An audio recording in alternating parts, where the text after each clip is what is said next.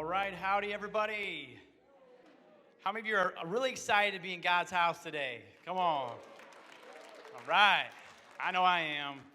Just want to welcome y'all today and want to welcome everyone that's joining us right now, wherever you're at, live. So thank you so much for joining us as well.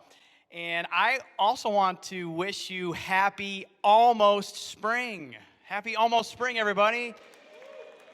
Yeah. Well, something that I've had the privilege to do the last several years is, first day of spring, March 20th. Well, not only do I celebrate spring coming, but I always get to also wish my wife a happy birthday on the same day we introduce spring. So this Tuesday, I'm careful what I use platform time for, but I just want to give a shout out to my wife. Big happy birthday on spring, Tuesday, March 20th.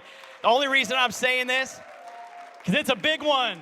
It's a big one. It ends with a 0, and it's not 30, and it's not 40.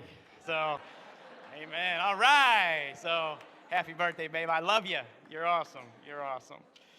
All right. Well, hey, our production team just did a great job giving you guys the details and Cornerstone happenings about two really important things coming up in the next 2 weeks. And one is coming up this Saturday, and we call it Next Steps.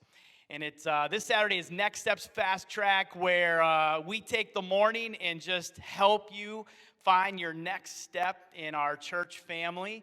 And even though they gave you the details, as your pastor, I just want to give you a personal invite. Man, if you have never been to Next Steps, I've never heard one person come through Next Steps saying, man, I really hated it. So it's a great thing for you to go through if you've never been in Next Steps. We go through the whole thing in just one morning, so that's the good thing about Fast Track. We have childcare, we have food for you, and I would just love for you to be there. Here's why. More important than the content that you'll learn, it's just I love getting to know you better, and that's a great way that we can get to know each other better. So, man, really think about doing that and signing up today or online this week because it's Saturday. And also, in 2 weeks is our big Easter weekend. So we have Good Friday service, and it's going to be kind of like a ministry service. We're going to have worship and communion, have a really cool message on the 7 wounds of Jesus. And then we're just going to pray for each other. We're going to have a great ministry time together. And then Sunday, on Easter Sunday, be here and be thinking who you can invite to church that day. It's going to be a great weekend. So anyways, this past week, I was really honored. I received this invitation a couple months ago by our district supervisor, Pastor Peter Bonato. Many of you know him. But I received an invitation to go to Denver to hang out with this really precious man of God in our Foursquare movement. His name's Pastor Larry Spousta. And his role is our Foursquare National Leadership Church Health Coordinator. I know it's a mouthful, but, man, he's just a great man of God. He just, his role is just to connect with churches and pastors and strengthen and encourage the church body. And it was really neat to be able to spend time with him this week. I was in Denver. And the specific reason I was there is I was invited to go through this training to be certified as one that can facilitate church health assessments. And all that means is, we have many Foursquare churches in the state, in our region. And there could be times when maybe I could be called on to just help the pastor maybe walk through church health assessment. So not only did I learn a lot, and I really believe it sharpened my skills, but I was really honored to be a part of that. So because I was gone all week, I was not really able to focus on preparing a message. But here's the great news. We have an outstanding, amazing team at this church, don't we? We have an amazing team that can preach the word, teach the word. And so today, Pastor Rodney is going to come, and I just want to honor him, and I just want to say I love this brother. It's such an honor just to work together side by side with him, and he's an assistant pastor on our staff. Come on up, Pastor Rodney. And, man, I love you. Thanks so much for your heart, and I know you're going to bring it again like you did first service, so bless you, man. Thanks. All right, well, good morning, Cornerstone. Hey, you guys are kind of lively today. All right, I like that. So, big shout out for all you guys. Welcome. Thanks you, Pastor Mark, for allowing me to come up here. But we just want to extend a welcome to everybody that's in our congregation, but also online with people. You know, I've been like tormented with this little thing all week long, and probably for more than all week long, because I just have to do this like one time because I have like some out of town family that's like watching. And I've always just kind of wanted to go like, what up, family? And so I just, I'm like, I can't help it. I'm like, there's this kid in me, and that's why I'm like always over there, and they don't allow me to come up here too often because I do those stupid things sometimes, but I just always wanted to do that, and so I'll pay the price for that later, but that's okay. I just kind of enjoy life, but welcome everybody, and I'm glad you guys are here.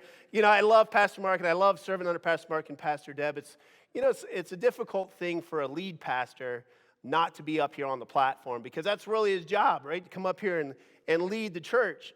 But it's difficult sometimes for him to kind of step aside. And one of the things that I value the most about Pastor Mark is the fact that he's willing to step aside to give the assistant pastor some time to get up here, get some experience, grow, and we get to learn how to get up here and just interact with people and teach with people. So thank you, Pastor Mark. Thank you, Pastor Deb, for that opportunity. And just thank you for turning the light away from yourselves every once in a while so that all of us pastors can have the opportunity to kind of jump up here and preach a little bit. So if you guys remember last week, Pastor Mark ended with this little declaration, this little thing that was just a reading that came along. And everybody last week, I didn't get really a chance to hear his preaching. Last week, I had to listen to it online afterwards.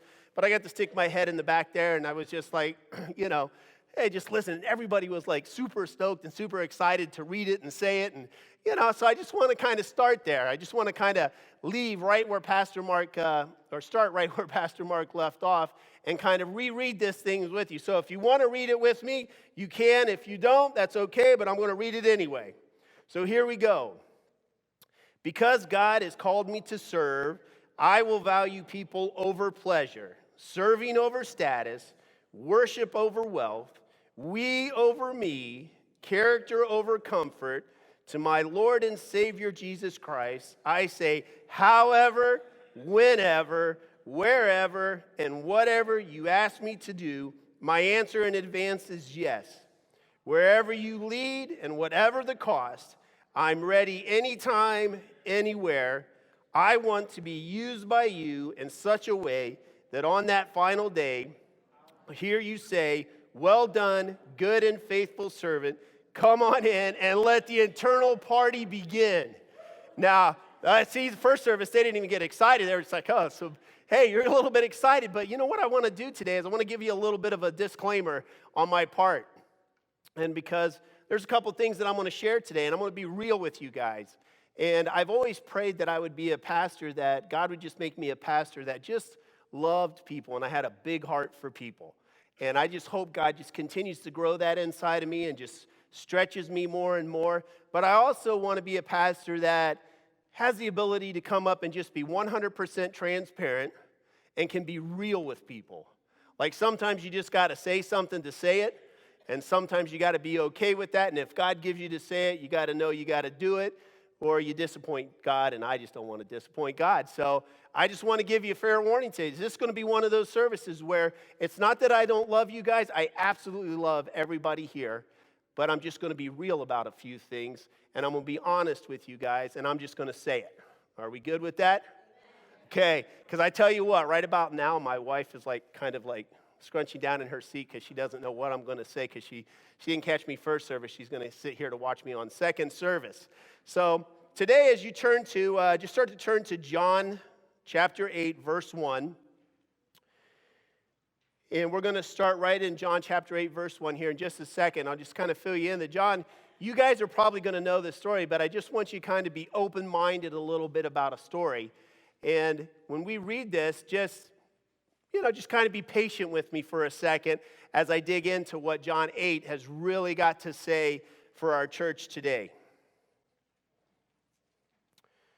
Okay, here we go. But Jesus went to the Mount of Olives. At dawn, he appeared again in the temple courts where all the people gathered around him. And he sat down to teach them. The teachers of the law and the Pharisees brought in a woman caught in adultery. They made her stand before the group and said to Jesus, "Teacher, this woman was caught in the act of adultery. In the law, Moses has commanded us to stone such women. Now what do you say?" They were using this question as a trap in order to have a basis for accusing him. But Jesus bent down and started to write on the ground with his finger. When they kept on questioning him, he straightened up and said to them, "Let any one of you who is without sin be the first to throw a stone at her." Again he stooped down and wrote on the ground. At this, those who heard began to go away one at a time, the older ones first, until only Jesus was left with the woman still standing there. Jesus straightened up and asked her, "Women, where are they? Has no one condemned you?" "No one, sir," she said. "Then neither do I condemn you," Jesus declared. "Go now and leave your life of sin."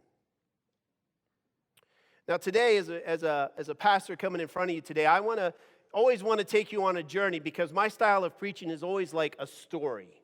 Like, I love storytelling.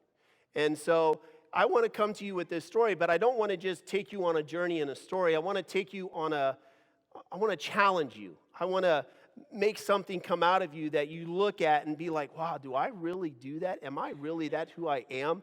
So I want to challenge you this week, not just to look at what's happening on your Sunday or your Monday, Tuesday. I want you to look at the whole week.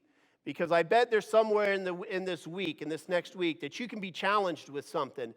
And really, my hopes today is that I can just challenge you to live a life a little bit more like Jesus. Now, we know this John story. For many of you, you know this, and you're like, okay, we got this story. I've read this story 1,000 times. I could probably just recite it to you and get it pretty accurate and how we think on things and how we react to things. But you know, the reality is that we only look at one side of this story. So we look at a side of a story and we think that Jesus is the one that has all the compassion, which we know is true. Jesus disrupted everything. Okay, there wasn't nothing he wasn't scared to go disrupt. He disrupted everything. But we see Jesus in this story being very compassionate about this woman who was caught in adultery. But the other side of the story that I want to take you on to is how uncompassionate we can be. How uncompassionate we can be as people. You ever think about that? You ever wonder, like, how uncompassionate? Like, I got lots of compassion. I mean, most of you are probably thinking, hey, I'm a pretty compassionate person. But I dare to challenge you, by the end of this, you might look at things a little bit differently. And you guys okay? You know? And so I want to challenge you guys with that. And I want to talk to you about this compassion, but first I want to give you the biblical definition of compassion so we know right where we're headed. And the biblical definition says that human disposition that fuels acts of kindness and mercy, compassion, a form of love that is aroused within us when we are confronted with those who suffer or who are vulnerable. Vulnerable. Can you believe that? Vulnerable. We have compassion for people who have that they're vulnerable about things. You know, when we look at the Pharisees in there, if you don't know a lot about the Pharisees really at a time, they are the keepers of the law, let's say. The teachers of the law and the Pharisees is how it's always referenced. And they're the keepers. They kind of make sure everything goes the way it's supposed to go. Like, they have all these things listed out. You know, everything happens this way, it does this way, it goes this way. And when somebody starts to veer from that and do something a little bit differently, then suddenly they're the first ones to stand up in front of you and say, hey, this is how it's done. This is how we do it. This is how we're supposed to handle things. But Jesus really looked at that differently, right? I mean, you ever think about that? You ever think about the differences that Jesus had, talked to people that everybody said you shouldn't talk to? He hung on a cross, had two people sitting there. One guy was just like, take yourself off, but he paid a lot of attention to the other side because the other side, the guy was like, just remember me. And he shouldn't have been doing any of that. He should have been like, no. You know, talk to a woman that well, this good Samaritan. I mean, there's so many parables out there that teaches Jesus' compassion for people. And then we sit here as a church and we say, hey, we want to be compassionate. We want to live just like Jesus and be compassionate. But do you know what the one biggest thing of unsaved people say about us here at the church? You ready? Write this down. We're the Pharisees and we're hypocrites. That's what they tell us.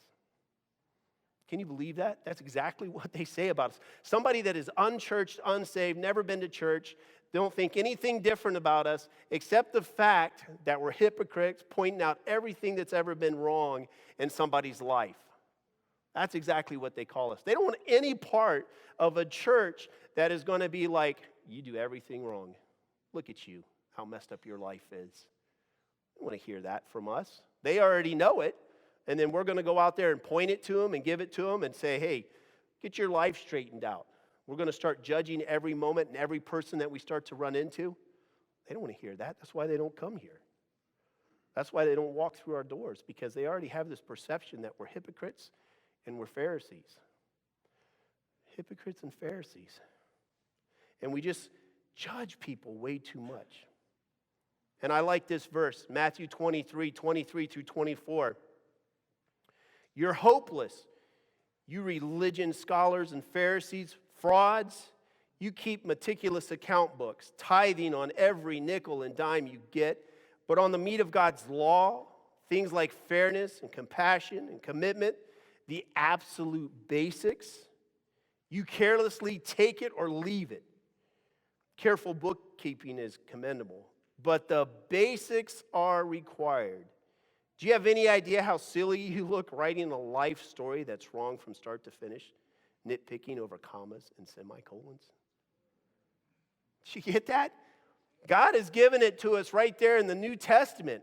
He's saying the very basics. Hey, bookkeeping, all that tithing, that's great. That's part of being a Christian.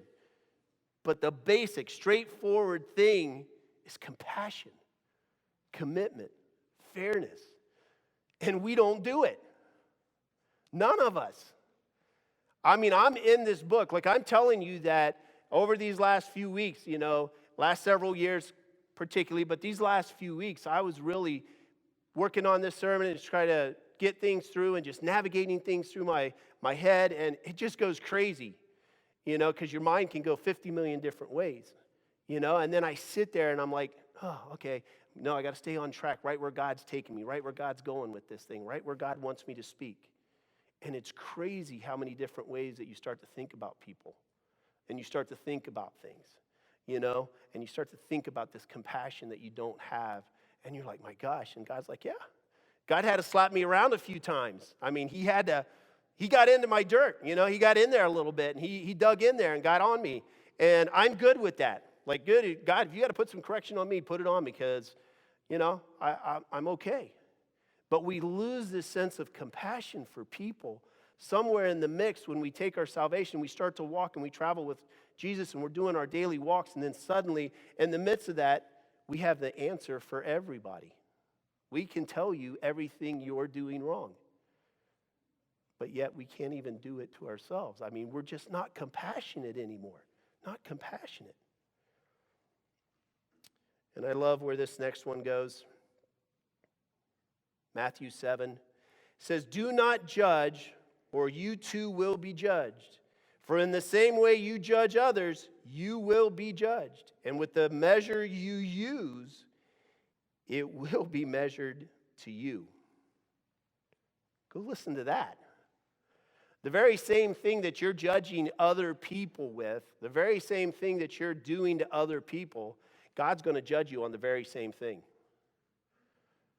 Does that make you think a little bit?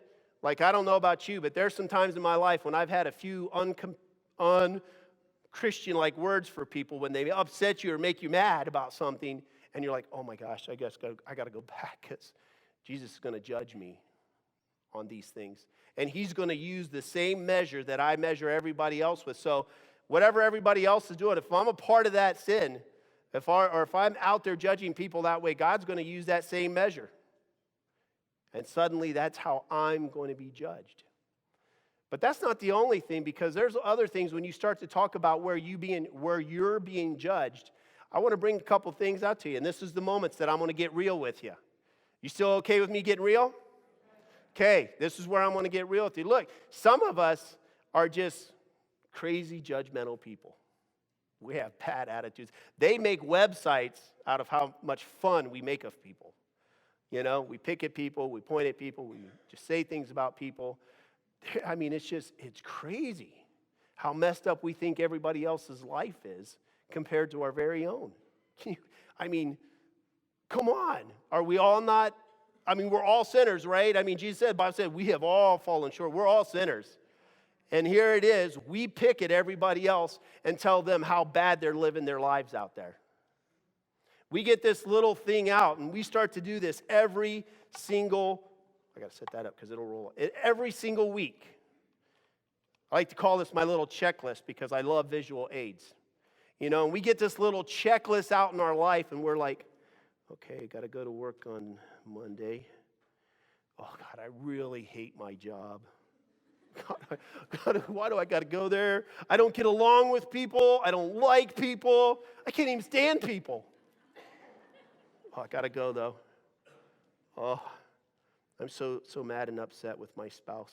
Oh, God, I'm so mad at my wife right now. I'm not even going to talk to her because it's all her fault that we're even arguing like this. Like, if she would just accept that, it'd be good. And we just start doing the checklist on ourselves. You know? And then we come to Sunday.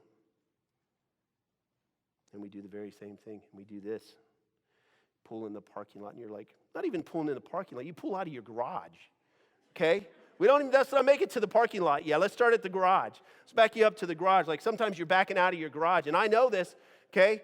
Sometimes we're backing out of our garage. Oh, God, I don't even want to go to work. I don't even want to go to church today, but I know I got to go to church. But they don't play the music I like, and I can't worship with that kind of music.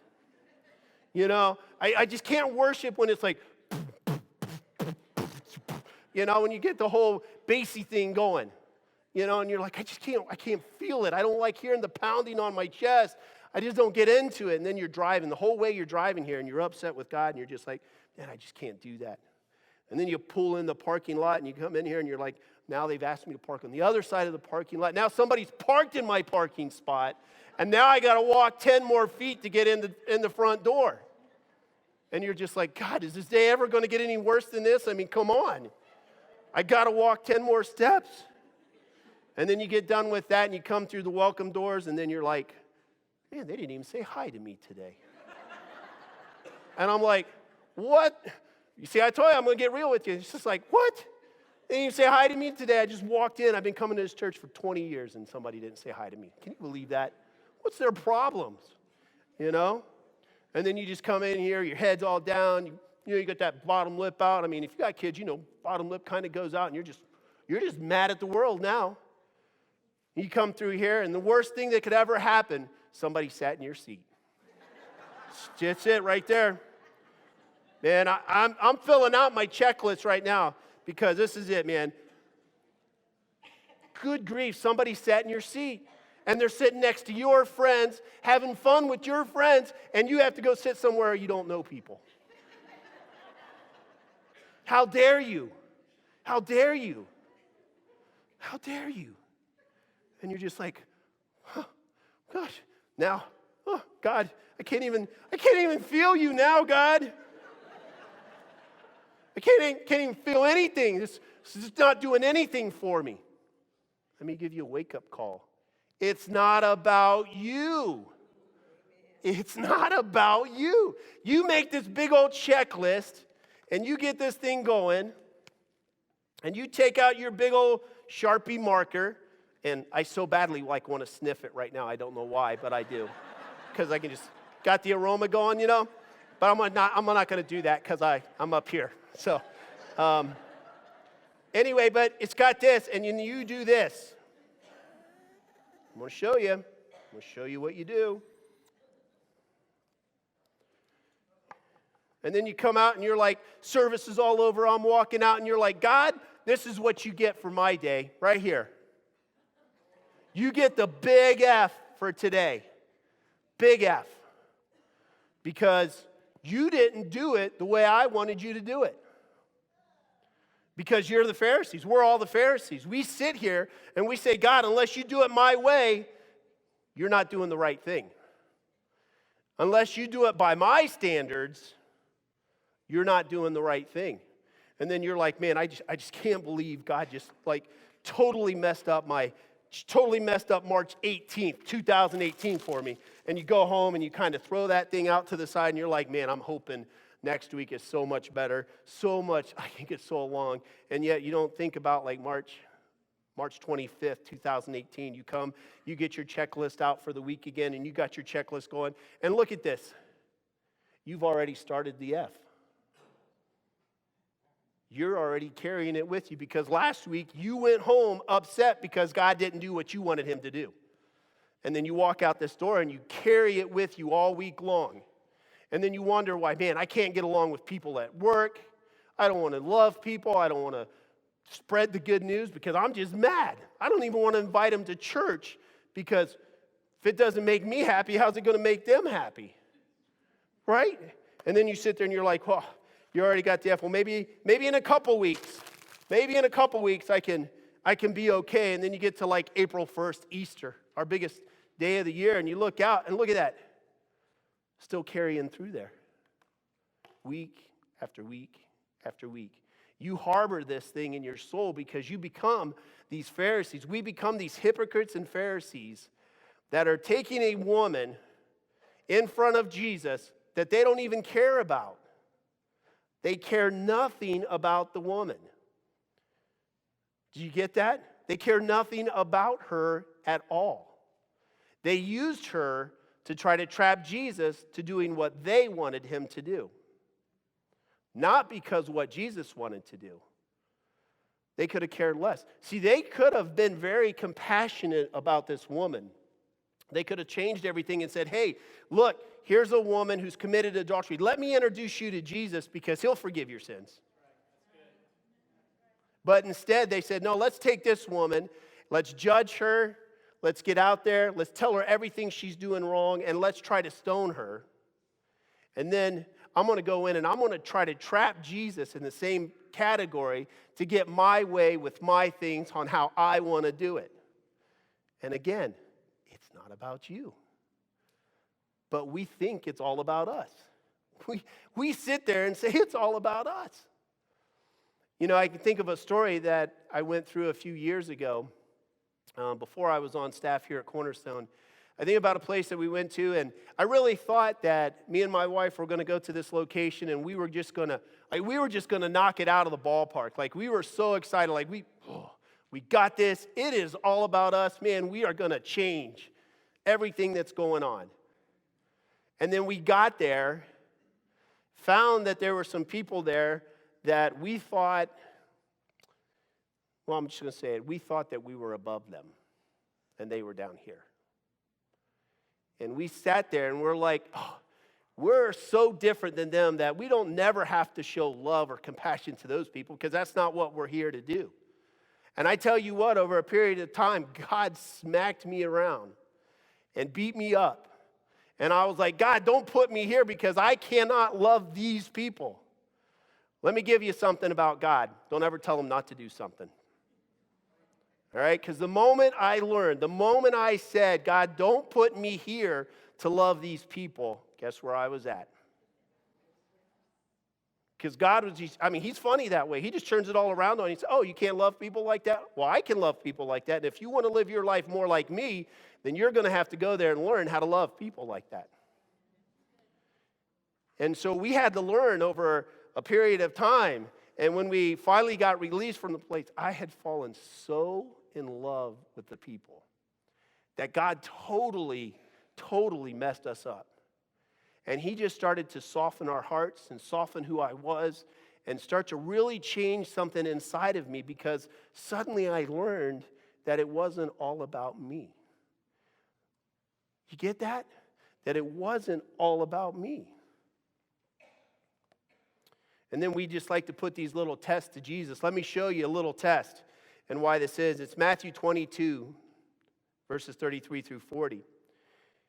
When the crowds heard this, they were astonished at the teachings. Hearing that Jesus had silenced the Sadducees, The Pharisees got together. We know who the Pharisees are. The Pharisees got together. One of them, an expert in the law, tested him with this question. Teacher, which is the greatest commandment in the law? And Jesus replied, love the Lord your God with all your heart and with all your soul and with all your mind. This is the first and greatest commandment. And the second is like it. Love your neighbor as yourself.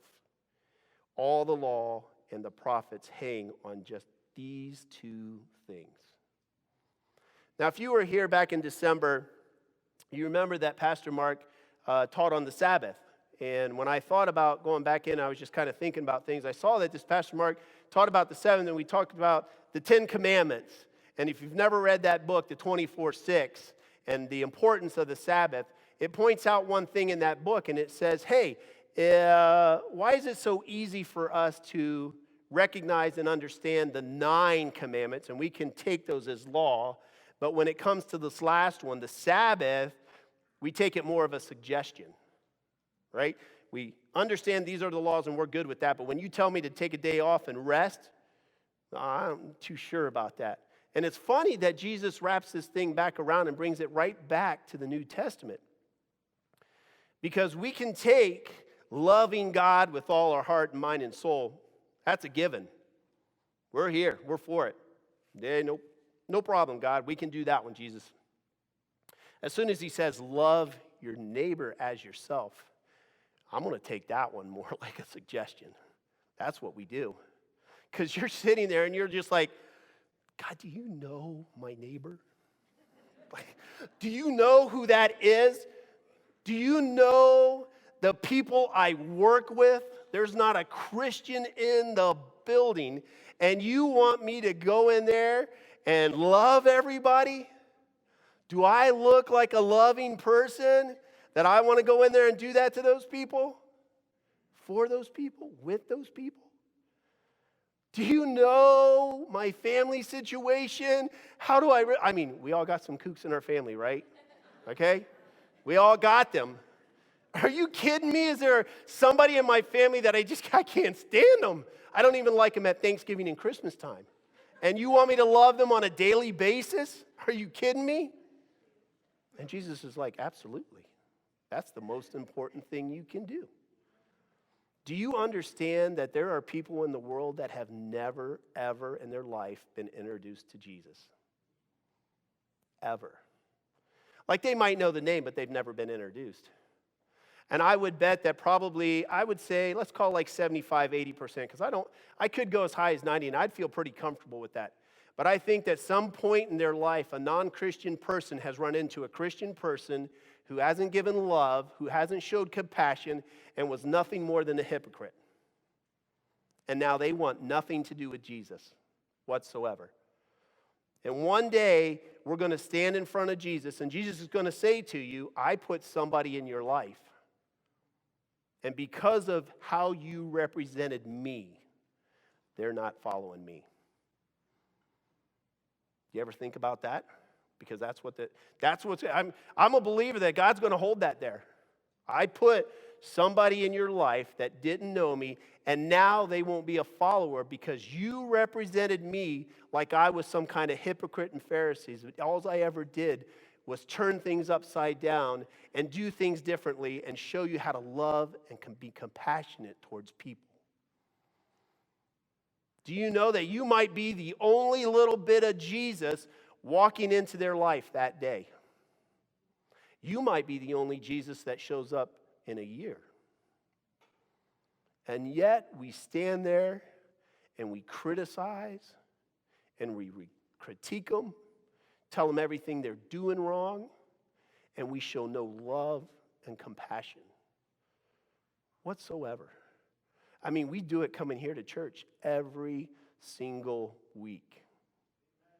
Every week. We walk in these doors, and again, this is just one of these straightforward conversations. We walk in these doors, and we complain that worship's not the right way, Holy Spirit's not the right way, God, preaching's not the right way, all of these things are not the right way. We sit here mad and upset, and we critique things, and yet the worship team or Pastor Mark, they sit for weeks and weeks on end, putting things together, following where God wants them to go with things, trying to be obedient to who God is.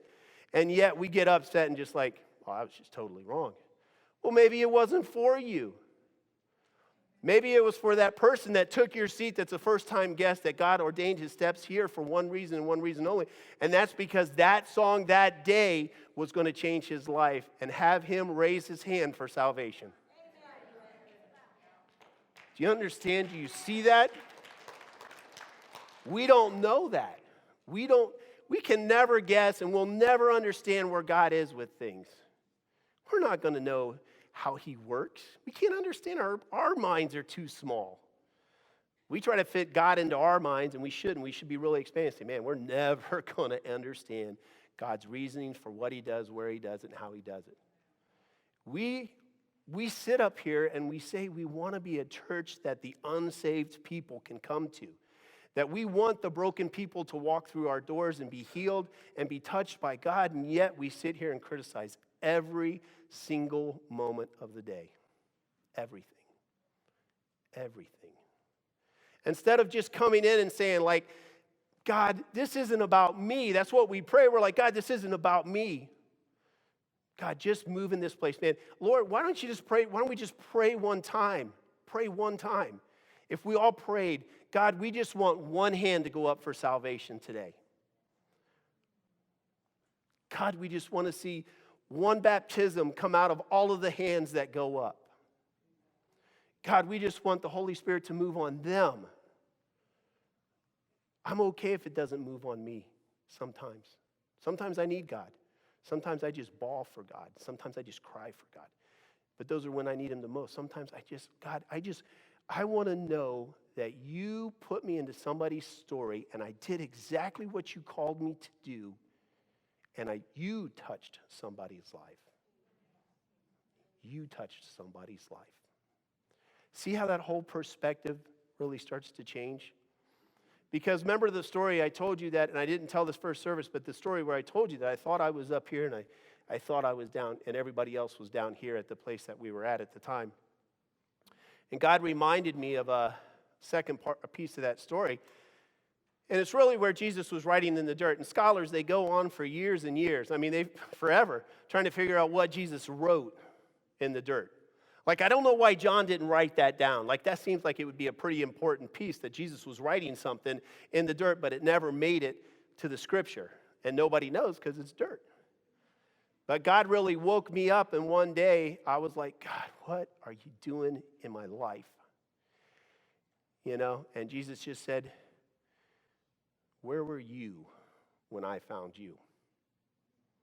And I'm like, what? He goes, were you any better the day I found you than they are right now? And I'm like, oh, you got to be kidding. I'm Rodney. I'm Pastor Rodney. And he's like, I don't really care. Where are they at? And God got in my dirt, and he sat down and he started to write in the dirt on my life. And he says, you remember this? Do you remember this? And as I kept being more stubborn, he wrote some more in there. Do you remember this? And I'm like, my gosh, I was right where they were at when God found me. And how dare I be judgmental on somebody? You know, you see that? And it's just like we think we're so much better than the unsaved.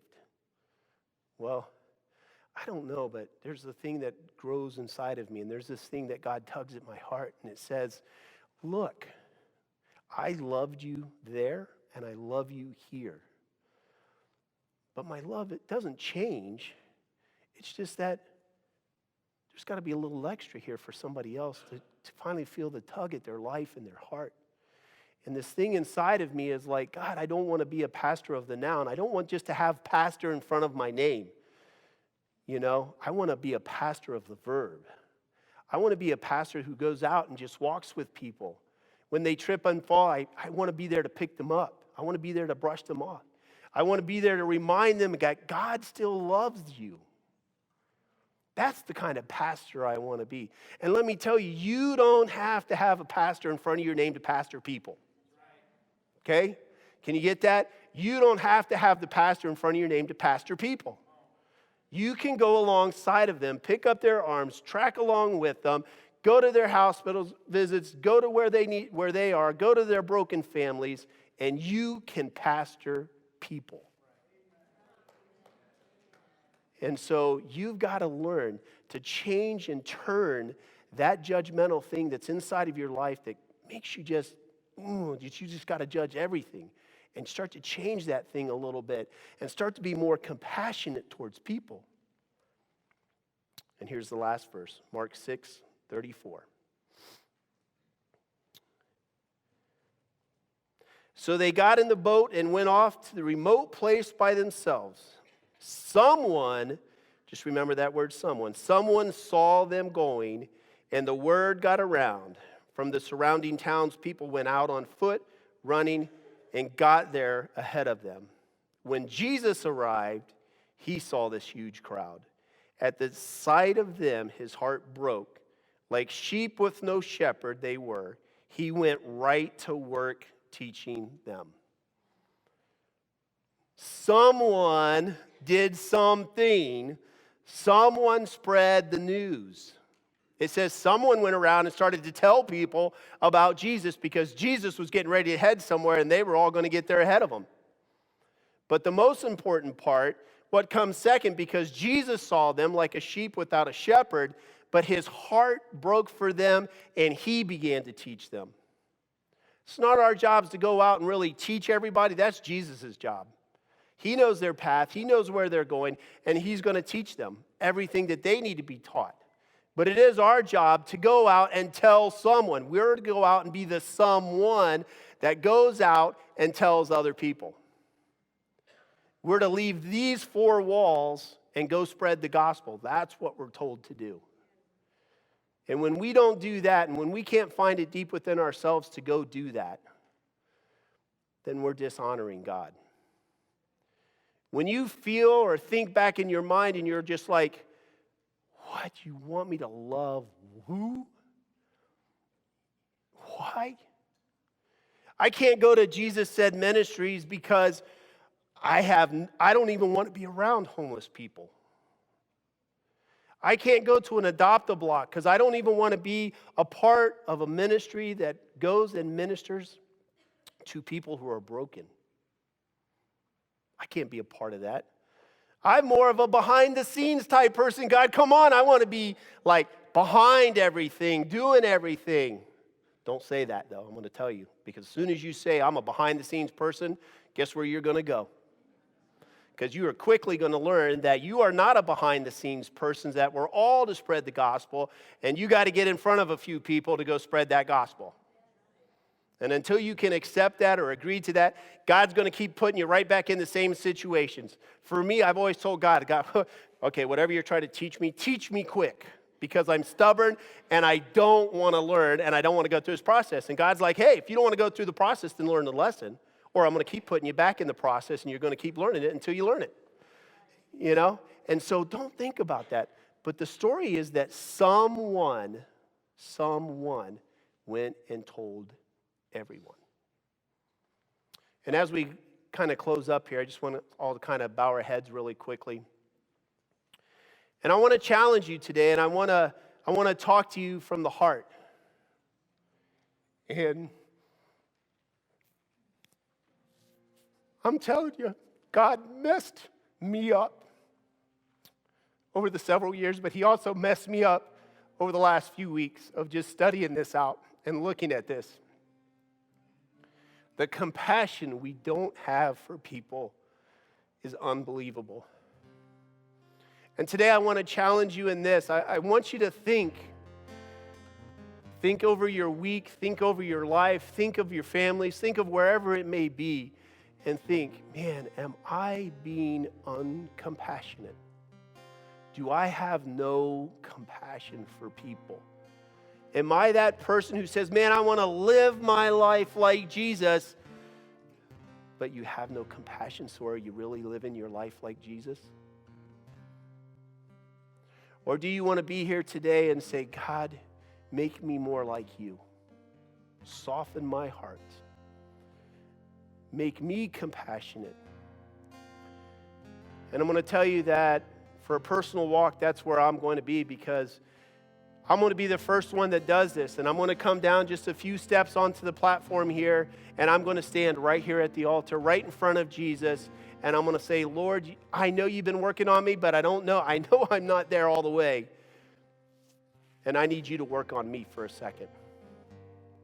And if that's you, if this is you, this is your opportunity to stand in front of Jesus right here with me, right at the altar, and say, God, just soften my heart, then do that now.